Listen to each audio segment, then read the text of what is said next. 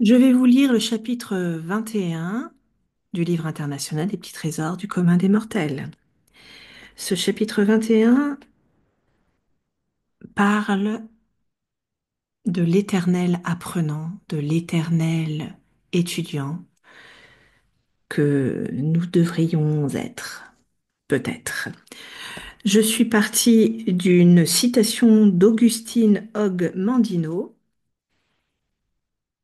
Adoptez l'attitude d'un étudiant, quel que soit votre niveau de succès. Soyez toujours prêt à poser des questions. Soyez toujours prêt à apprendre quelque chose de nouveau.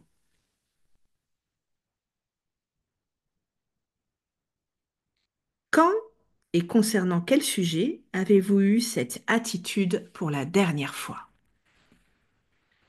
On commence avec Bill aux États-Unis, dans l'État de Virginie. Je suis un joueur de golf assidu.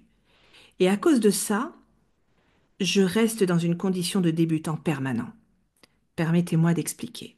Le golf est un jeu impossible à perfectionner. Parmi les professionnels, il y a toujours une grande gamme de talents et d'athlètes, mais la réalité est que ce sport demande de la précision pratiquement hors de notre imagination.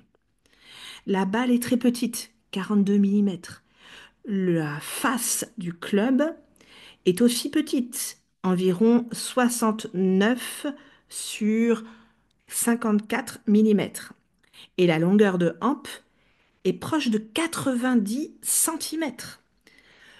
Donc, la précision nécessaire pour frapper d'une façon consistante est très difficile. Donc, pour moi, j'ai changé mon attitude par rapport à mon entraînement. Je pense que l'attitude la plus utile est l'attitude du débutant. Je cherche toujours à apprendre les indices, les astuces, les conseils, la connaissance nécessaire pour améliorer mes talents. Souvent, pendant mes séances d'entraînement, je découvre des nouvelles informations importantes pour moi. La clé pour moi est de résister à la notion d'être accompli ou bien instruit. Ça me permet de changer et d'améliorer mon jeu sans arrogance ou frustration.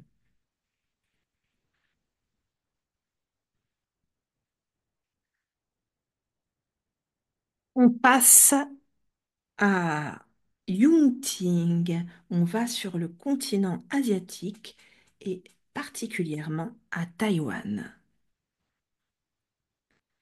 Être curieuse de tout est l'attitude que je me rappelle toujours dans tout ce que je sais et fais. Je ne pense pas qu'il y ait un sujet particulier pour lequel j'adopte explicitement cette attitude, mais simplement pour des choses générales dans mon travail, dans ma vie et dans l'environnement dans lequel je vis. Je ne veux pas m'adapter au système qui m'est imposé.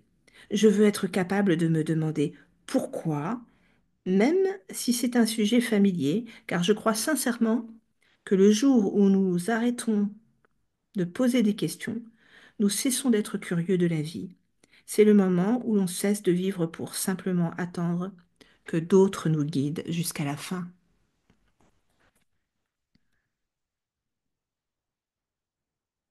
Nous allons à présent en France, en Europe, avec Zineb.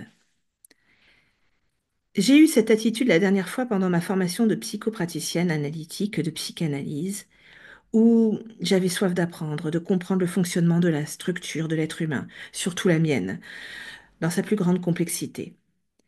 J'ai toujours été curieuse de comprendre comment je fonctionne et comment fonctionne l'autre et les choses, car à la recherche de la perfection, j'ai appris que nous étions tous et toutes imparfaits, complexes, car en constante évolution. Aussi loin que remontent mes souvenirs, j'ai toujours été curieuse de tout et très observatrice. Plus jeune, je n'osais pas m'exprimer car j'avais honte de demander, de poser des questions, de peur de paraître bête ou inculte, d'où cette capacité à observer les choses.